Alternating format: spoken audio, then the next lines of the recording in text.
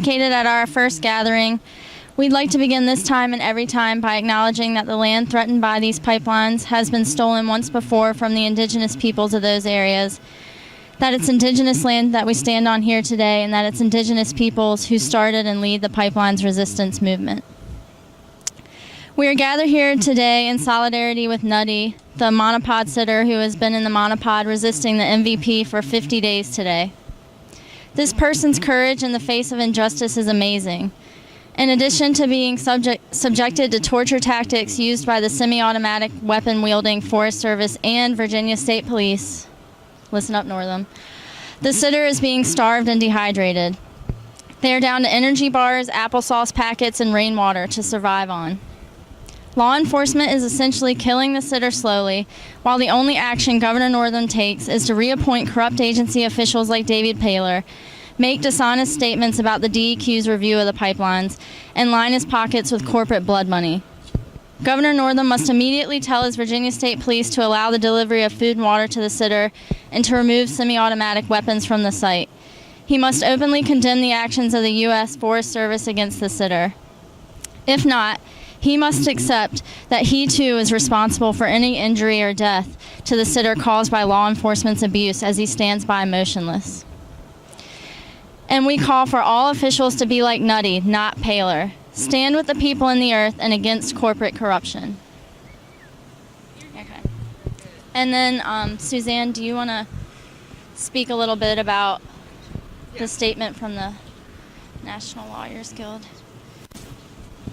So I'm just going to extract a little bit from the National Lawyers Guild Environmental Justice Committee that has condemned the U.S. Forest Service for blocking food and water to Nutty.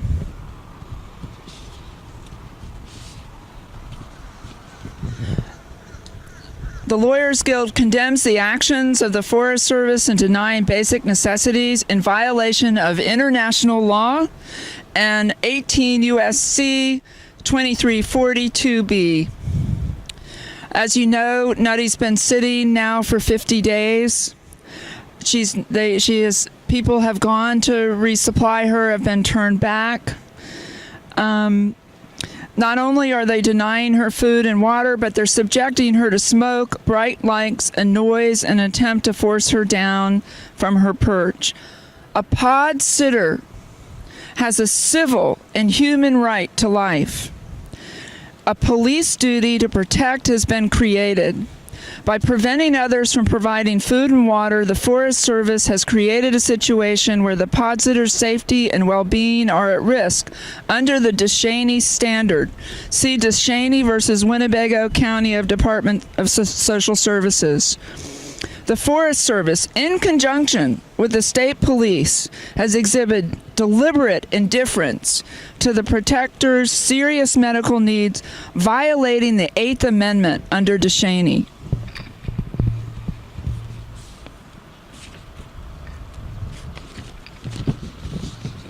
Under the 14th Amendment, Virginia has an affirmative duty to protect, which arises from the limitation it has imposed on the protector's freedom to act on her own behalf. Denial of food and water is a violation of domestic and international law.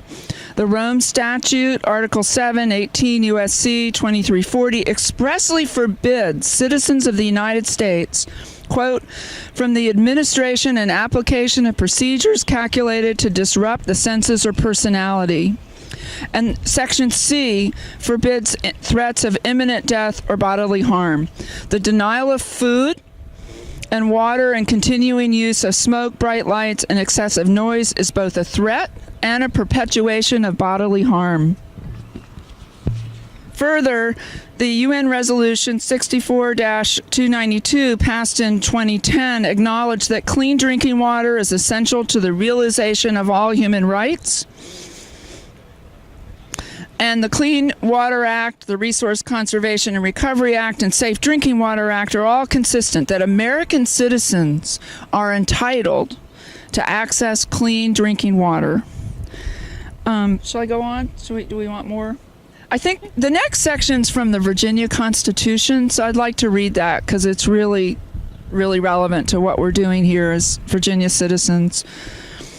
The first line of the Virginia Constitution reads that all men are by nature equally free and independent and have certain inherent rights, of which, when they enter into a state of society, they cannot by any compact deprive or divest their posterity, namely, the enjoyment of life and liberty with the means of acquiring and possessing property and pursuing and obtaining happiness and safety.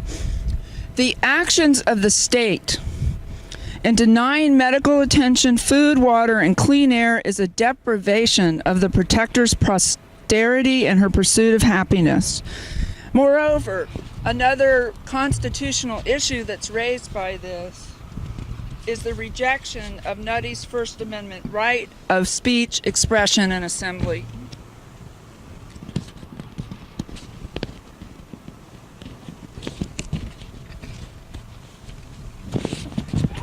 The pipeline protesters are peaceably redressing the Forest Service for grievances.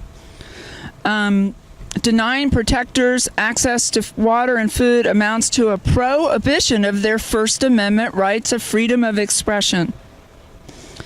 The actions of the Forest Service amount to a content-specific violation and would not survive strict scrutiny under the First Amendment.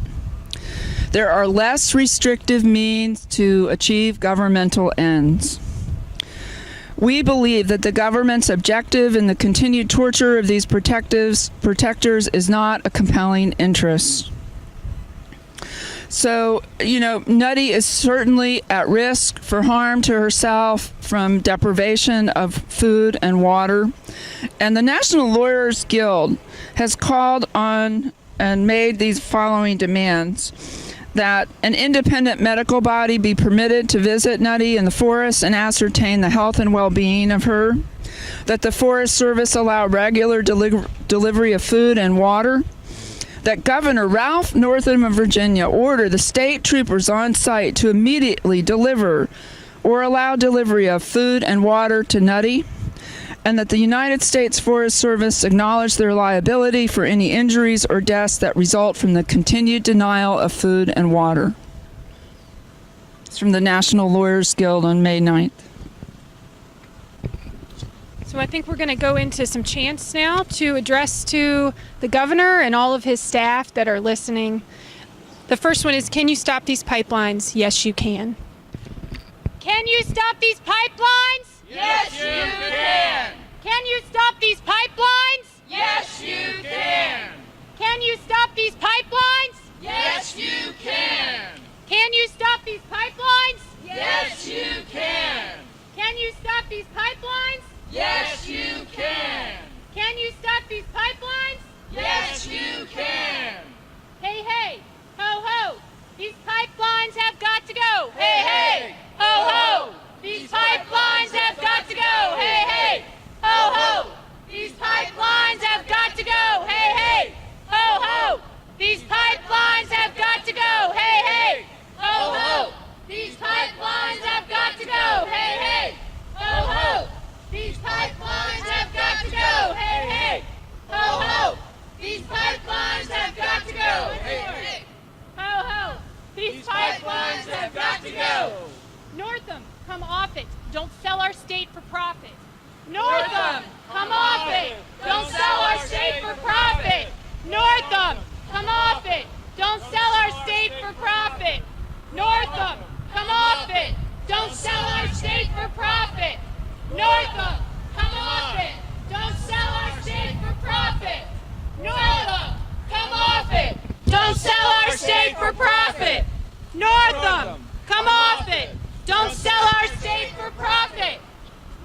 Water is life. Water is life.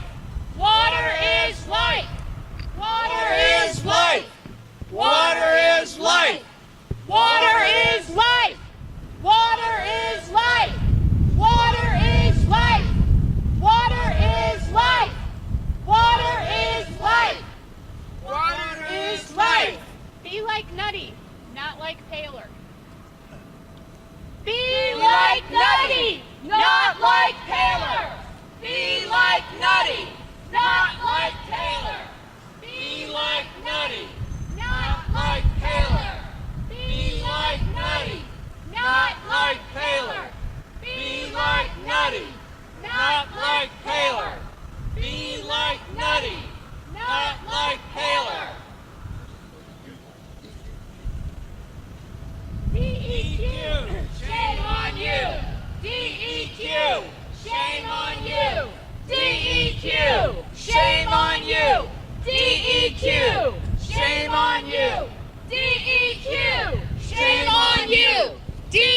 DEQ, shame on you!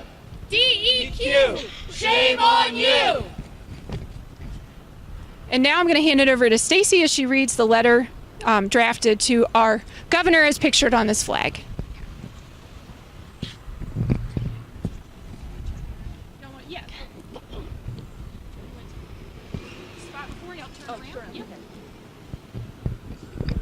Okay.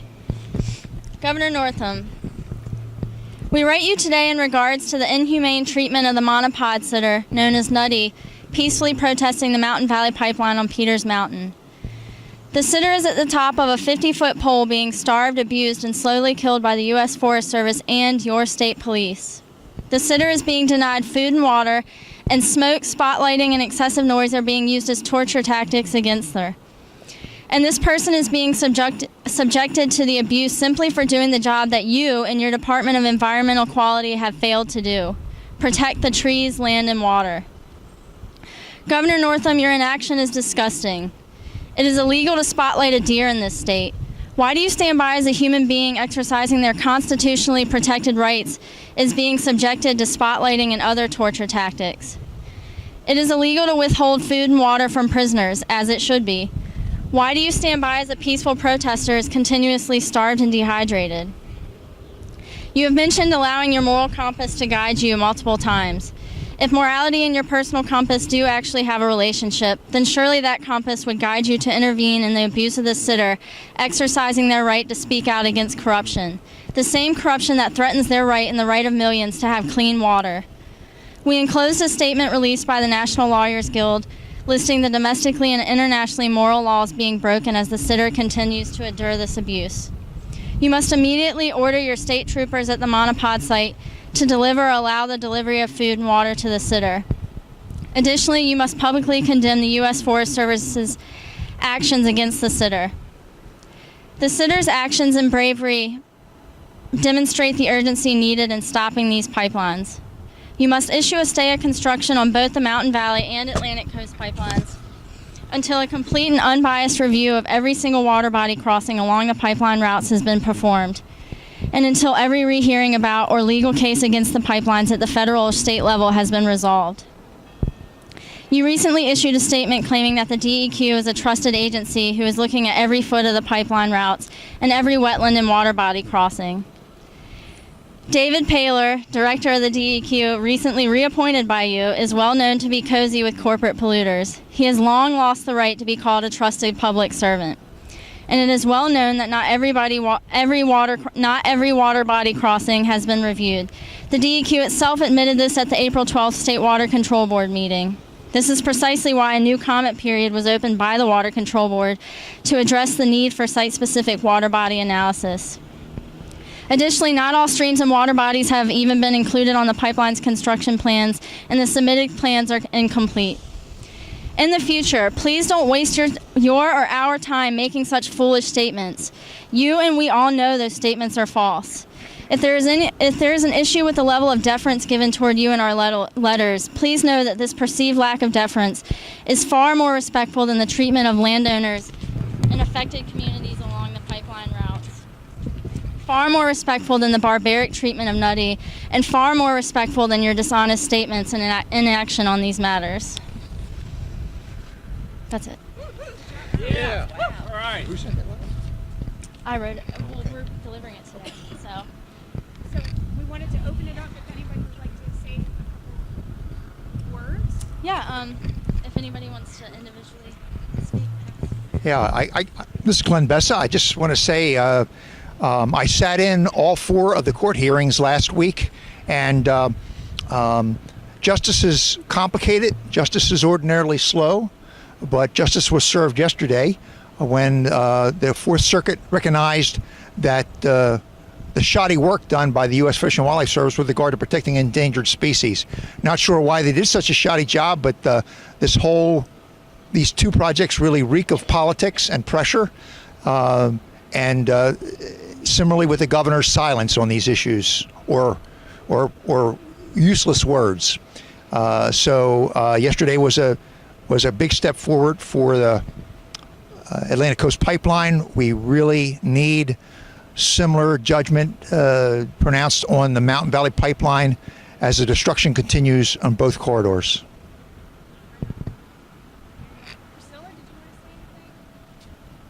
I have a song that I would like to sing. If I could do that. Sure. Stand in solidarity with Nutty.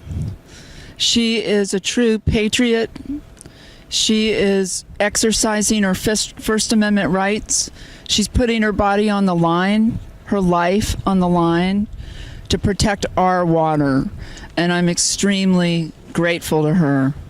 I also wanted to read a tweet from Danica Rome, one of our great delegates from Prince William, who said, quote, "Cutting off food and water to peaceful protesters over an eminent domain land rights dispute is wrong. There is no humane way to starve out a human being who's not hurting anyone."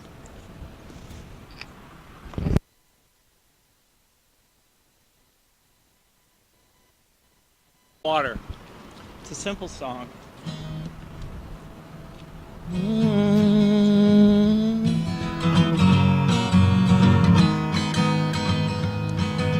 I love you, my water. I love you, I do. Sorry. I love you, my water. I love you, I do. Your glistening reflection of eternity's cue signals life's warm, immortal view.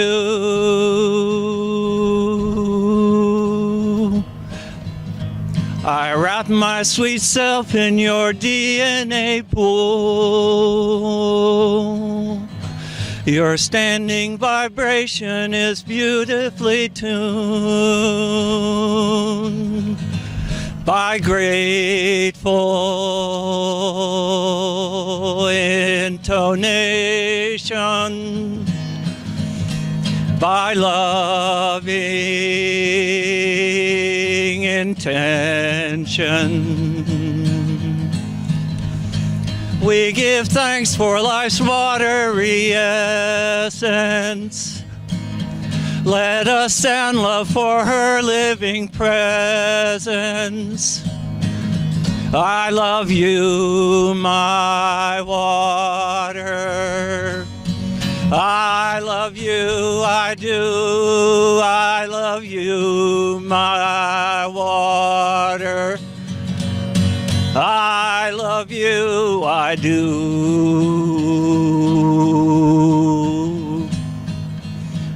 I love you, my water. I love you, I do.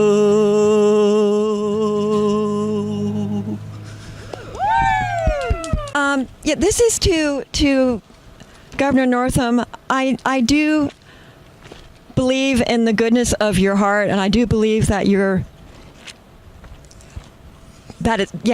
are a good person. I voted for you for that reason. I worked for your campaign. So I'm hoping that maybe you're just not fully being informed. And I just plead that you listen to these letters, that you know about these letters, and that you listen to the people that are talking to you. Please listen. As a doctor, it's the first thing you do when a patient comes into your office is that you listen to them. And this state is your patient. The people are your patient. You need to listen to them. And you can do the right thing. There's still time to do the right thing. And we should be allies. We should not be out here having to protest against you. The reason why we're doing this is because you're not listening. So that's all I have to say. Thank you. Thank you. Thank you, Christiana. Let's have another round for Greg and his beautiful song. Woo! Lee, do you want to sing? You're not listening, Ralph. You're just not listening. I'd have to agree. We have a couple closing comments. As communicated in the letter, we call upon Governor Northam, as featured in this flag, to help Nutty, to help our forests, and to help our Commonwealth. Today marks the 50th day of her monopod sit. What has occurred in those 50 days? Since the start of those 50 days, the State Water Control Board reopened a comment period as they recognized, the nationwide permit is not sufficient to measure the reasonable assurance our waterways would not be disturbed. Over 14 legislators spoke out against the treatment of the tree sitters. Over 15 and counting Democratic committees and county party chairs have publicly voiced their opposition to the pipelines. A lawsuit against the United States Forest Service has been submitted by Senator Chap Peterson in response to Nutty's First Amendment rights being violated. 13 organizations have sued the North Carolina Department of Environmental Equality, alleging that the state has discriminated against communities of color when approving the permits for the ACP. The court rulings that forced Red and Terry Minor from their tree sits along the proposed MVP path catalyzed their tour across the Commonwealth to share their story and to encourage opposition. As the Forest Service admitted through Jefferson National Forest Supervisor Joby, whose last name I forget, Joby Timms, that, quote, current law and federal policy emphasize the important role of national forests in energy generation and transmission. We now know the keepers of the forests are abandoning that which they are tasked to protect, and they do so under our watchful eye. In those 50 days, Paler has remained in power at the Department of Environmental Equality. Boo. The same Paler that received Dominion gifts, the same Paler that knew of McAuliffe's mitigation meetings before the State Water Board hearings in December, the same Paler that's helped squelch public participation in projects that would inevitably be ruinous for the public. And in those 50 days, Nutty has stood strong in the face of noise and light torture, forced starvation and dehydration. Her courage and those of current and former tree sitters is an inspiration to the communities fighting these fracked gas pipelines. We ask that Governor Northam intervene now. That's all. Now. And thank you everybody for being here today. And we will now, anyone that wants to sign away and we'll deliver our letter.